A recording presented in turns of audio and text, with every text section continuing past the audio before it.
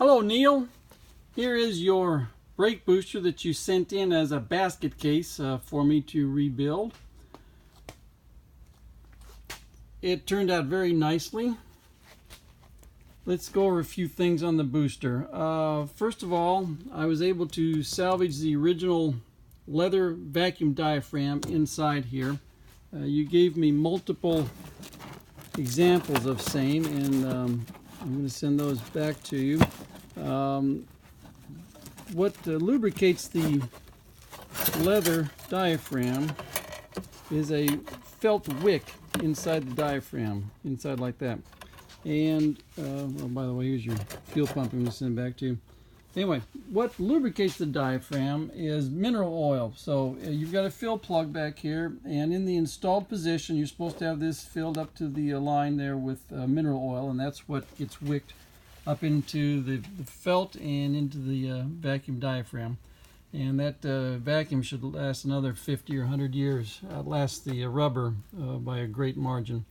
But that is something that requires some maintenance. So once a year, check the level of mineral oil. The slave cylinder had been sleeved previously, so that was in great shape. You're in good shape here in the air filter assembly. These things we're getting a repair kit ready to be able to fix these things, but yours was in good condition. Let's see, one thing here. This is a vacuum port, and this is accessible to you when the booster's in the vehicle. And what you can do is hook up your vacuum gauge to the booster, and as you operate the booster, the vacuum gauge will actuate, and you'll see it here on my gauges. And what you're looking for is the more you activate the booster, the closer this will get to 0, and then when the booster is fully engaged, your vacuum gauge will read 0, and you'll see that on my machine. We've got the vacuum down here. We've got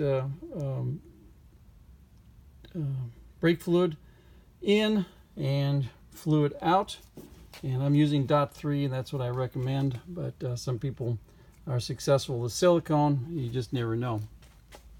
Now the actual test. This is our vacuum, and this vacuum, both gauges are going to go up and read whatever vacuum my pump can produce, and then as the booster is activated, this vacuum will stay constant, and this vacuum gauge will go to 0 when the booster is fully engaged. Over here we've got hydraulic.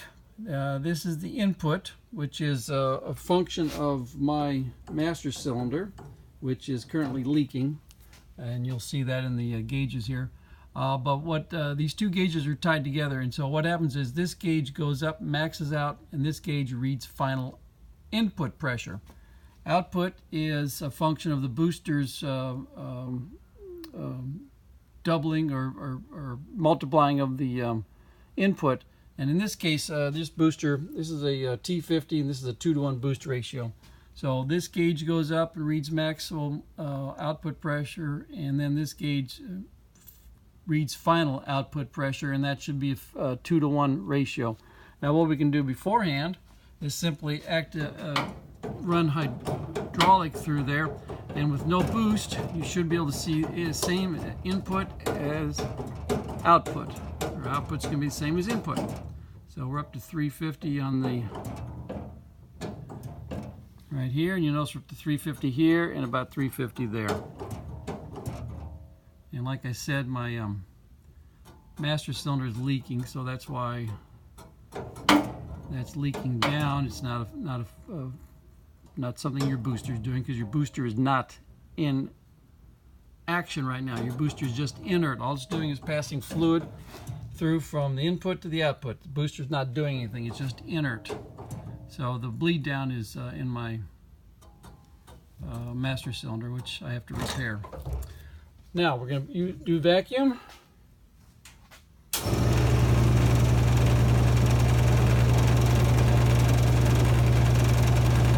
Right. Here we go.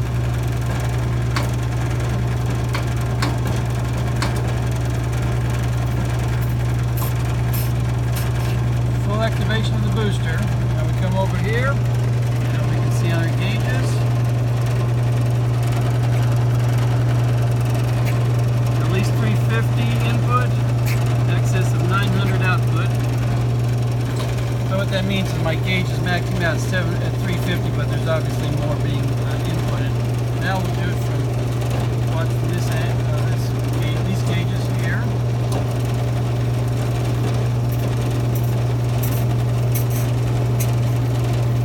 There we go. A little bit over 600. So perfect 2-to-1 booster ratio.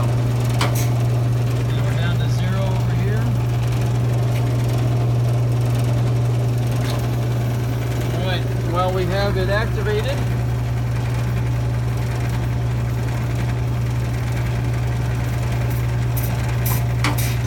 come over here and we check for leaks. No leaks out of the bleed screws. No leaks. If it's going to leak, it's going to leak at the base right here.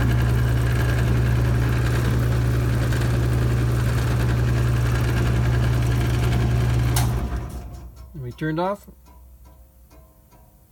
No vacuum leaks. So this is a good booster. I appreciate you sending it to me. It was a great challenge working on a basket case brake booster with all kinds of fun things taken apart inside of it. Thank you.